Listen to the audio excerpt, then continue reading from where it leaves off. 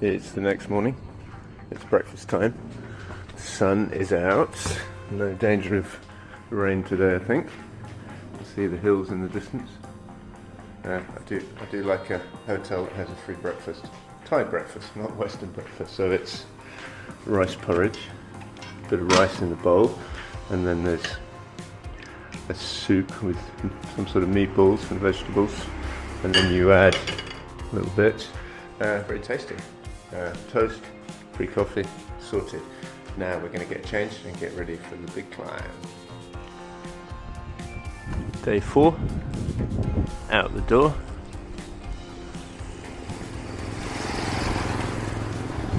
Gonna go the other way this time.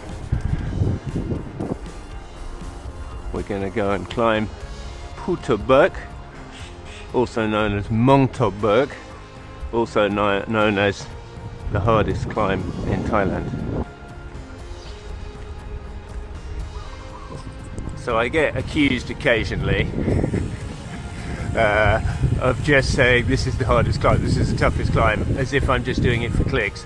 I'm not just doing it for clicks. When I say it's the hardest climb I've done, or this is the toughest climb in Thailand, it's because it genuinely is. It's because it's harder than the last one I did, which was, at the time, the toughest climb I'd ever done. This one, though, however, is not my words. It's the words of Saita, the dragonfly, and he should know, having got the fastest time up most of the steep climbs in Thailand. And he labelled his ride the toughest climb in Thailand. And heading for the mountains.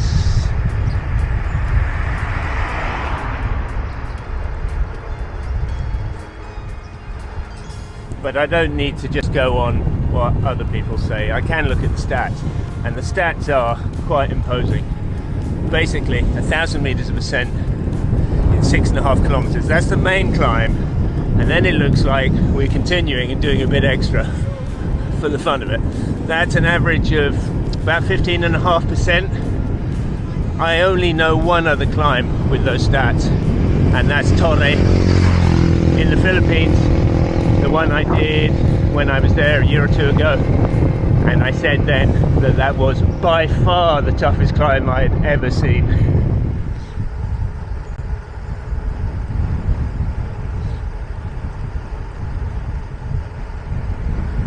So just for context, a few comparison climbs. The full Phu Thap Boek, the normal way that people go up, is the same amount of climbing, no surprise, in twice the distance. Alpe d'Huez in France, same, over 1,000 meters, 12 point something kilometers to the top. Even the fearsome in Spain, said to be the toughest climb in the pro peloton, similar amount of climbing, 1,000 and something, in 10k. So it's still considerably steeper than the Angliru, and the Angliru is steep. Here's the graph on my computer. Wow. Well, like Torre, I can see that there's a very steep beginning, then there's a little respite in the middle, and then it goes ultra steep with even some purple in there. Purple is very rare, that's 25% or so. And then it's just horribly steep to the top, and then it's added a bit on there. Saito must have gone right to the summit, which isn't actually the full climb. So we'll make a decision on that when we get there.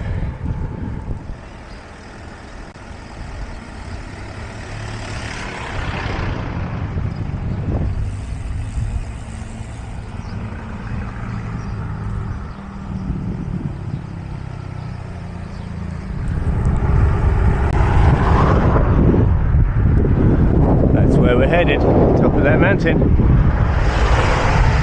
15k to get there, so a chance to warm up a little bit, and then bang, straight into it.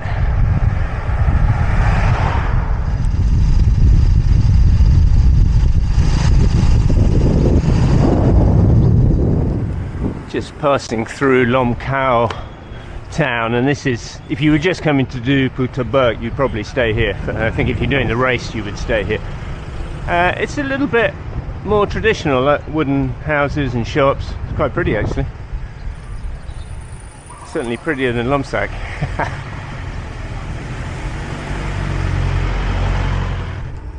Nearly at the start. I checked Strava, the regular way up Phu Thap Boek, over 2,000 people have done. This way, 19, and I know most of them. Times seem to be, well, if it's like Torre, I did Torre in about an hour and 10. I think I'll be going faster than this lady. The Dragonfly did it in an incredible 44 minutes, beating Joel Brunner's time by 12 minutes, and Joel's one of the strongest climbers I know. I'd say I can probably do similar to Torre, hour and 10 or so, if there's no mishaps. Peter van der Kerkhoff, who I know and who advised me on this, planning this route, so shout out to Peter. I think he did 1:17. I can probably slot in between Joel and Peter if all goes well, but as they say, there's many a slip. Got 2 water bottles.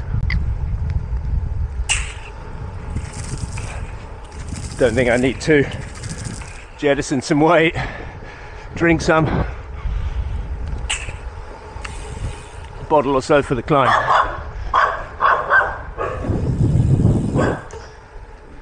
Conditions are, I would say, perfect. It's about 20 degrees out. It's a little bit cloudy. It's definitely not rain. The general forecast across Thailand was warnings all this morning.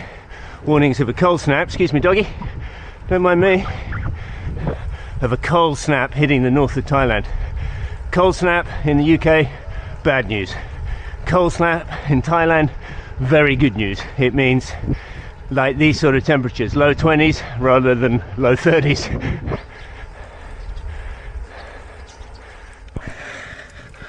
Okay, the official climb starts almost now. It's called Mung To Berg. 1 kilometer of elevation gain, that's the full name on Strava.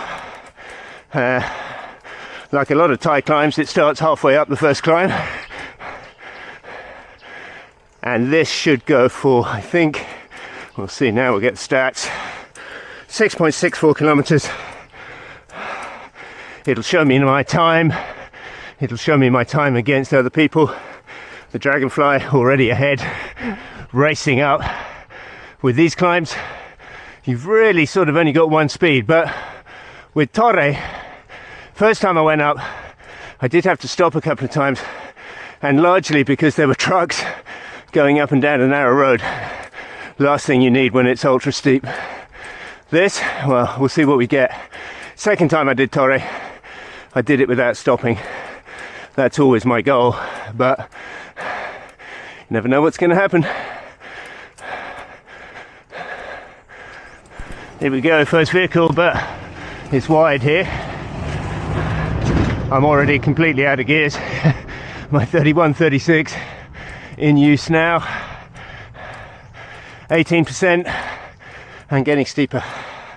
The really bad bit, well, it looks like there's a short bit to come, and then there's a long, very steep stretch after the midway pause. For now, it's just steep. 300 meters in, already 20% for the first time, and I can't see an end of it.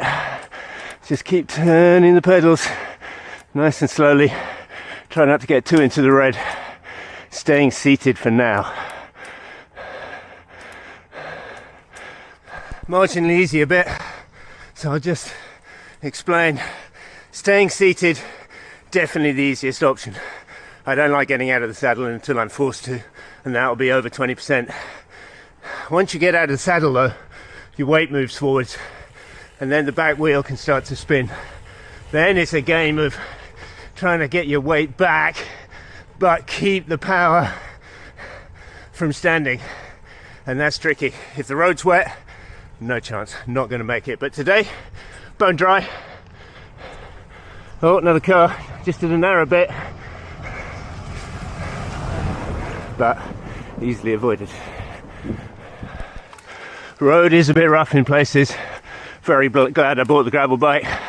I mean, doable on a road bike, but I'm always happier on this. Into the first of the really tough sections now. First bit of purple on the computer, 24%. First views opening up. Looking back onto the plain. Up and up. Okay, first of the ultra steeps. 23.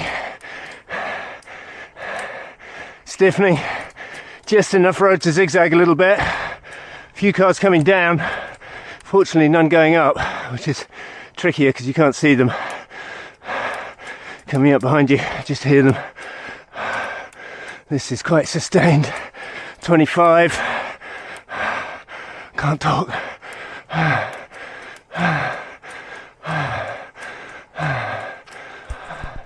Part 1 complete. That's the first only kilometre and a half. First quarter of the ride. Now it levels out, even a little downhill section. Time to take a drink. Catch my breath. And then looks like the main course will be served.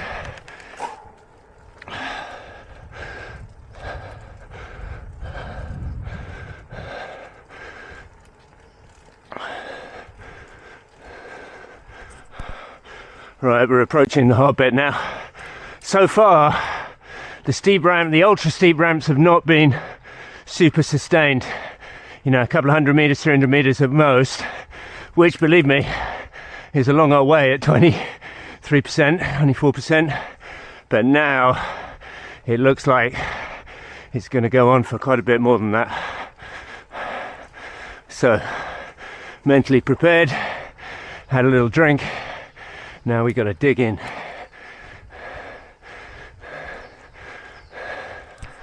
Okay, into the crux now, as the climbers say, the queen stage, the queen part of the queen stage. Absolutely brutal. Back into the ultra steep. Got to get out the saddle. Weight forwards, more power. Good road surface though. This cement, rough, but not too rough, providing good traction, but not having to avoid potholes, just wide enough to zigzag. 25%, 26, okay. That was brutally hard. A kilometre or so at 20 plus up to 26%, absolute killer. But that, I think, is the worst of it. It's about to ramp up again.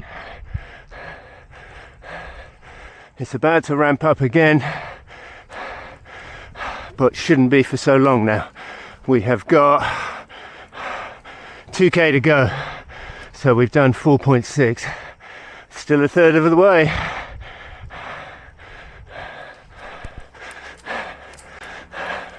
Into the last kilometre. Road now has suddenly deteriorated, but it's not as steep, so that's okay, especially on this bike. Not sure I'd want to be on a road bike. Saita 20 minutes ahead of me at this point, but I'm doing well. I don't think I'll get under the hour, but 800 meters to go, 57 minutes. Yeah, I think I'll be just over the hour through this rough bit and then back up steep again. Very steep. So cruel. Last 200 meters. Back up to 25%. Oh, I'm cooked. And the road's rough and wet ahead. But I see sanctuary.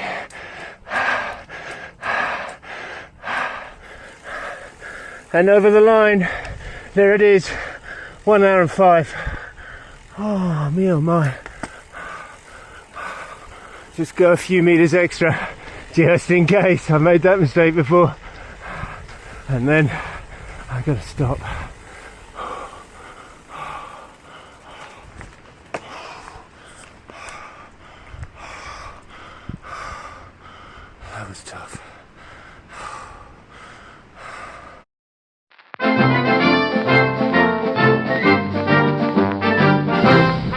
found a little coffee shop at the top. A woman's just come to make me coffee. Bought a couple of little packets of Vickies and filled my water bottles up. I am soaked in sweat and it's a bit chilly, but there's no point in putting a raincoat on over this because I will just sweat under it more. So I need to dry out a bit in the breeze while we can do a little bit of analysis. So, was that the toughest climb in Thailand? It's the toughest climb I've ever done in Thailand. The usual metric is Q Fin. Is it worse than Q Fin? People always ask. Q Fin, it is steep. It has one ultra steep pitch, so steep that a lot of cyclists can't even get up it. It's like 30%. But apart from that, it's not too bad. This was an hour and 5 minutes of pure hell. But is it the worst climb I've ever done? How does it fare against Torre in the Philippines? Well, I have to say it's very similar, but Torre has got a much worse road surface and trucks coming up behind you, narrower, so no zigzagging, and when the road is rough you use so much more energy just to get the tyres across it, and in places I remember having to pick a line through holes. Torre, way tougher. This, second hardest climb I've ever done. Torre, still the king. Well, it's coming in. We got one more sharp little climb here and then the long descent down. Okay, crazy plan is this. I've done Phu Thap Boek from the backside, from Nakhon Thai, which few people have done. I've done the hard way, which hardly anyone's done. What I haven't done is the normal way. So I thought, maybe I stay another day, do it tomorrow, but tomorrow's Friday and I haven't booked and it gets busy around these parts of the weekend, so I'd probably struggle to extend my hotel.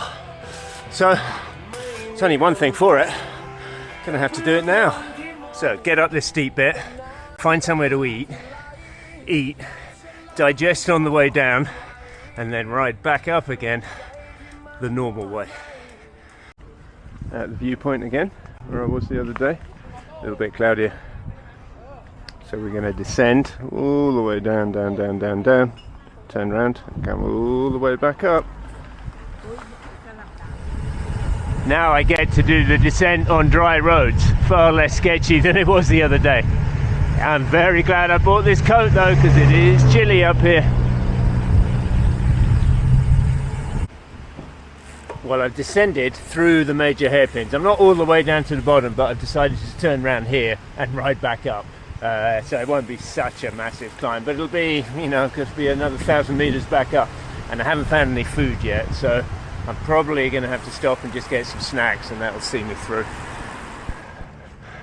Well, going back up now, the easy way, the normal way, through these hairpins. Yeah, a little bit steep in places like here, but nothing like what we've done. That's the thing about climbing some of the toughest climbs in the world. Everything else seems relatively easy. There again. Ask me again after another 1,000 meters of climbing. I suspect I'll be cooked.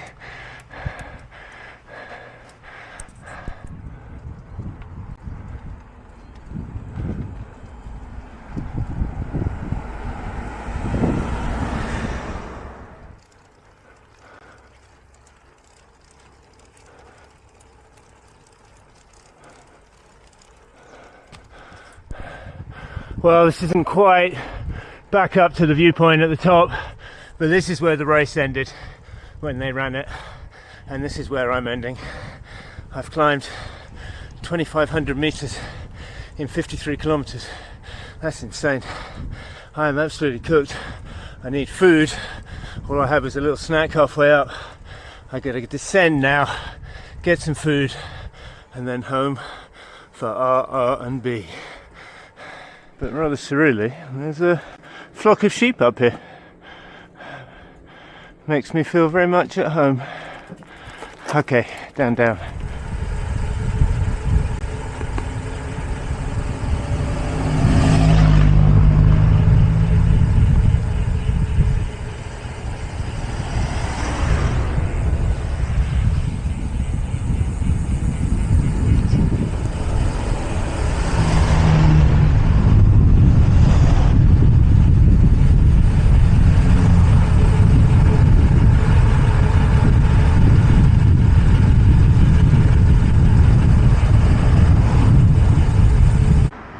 Roadside restaurant at the base of the mountain.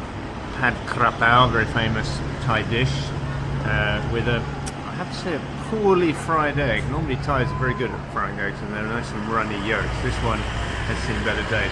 Anyway, it's fuel. I'm going to get it down there and then we got about 20k back home.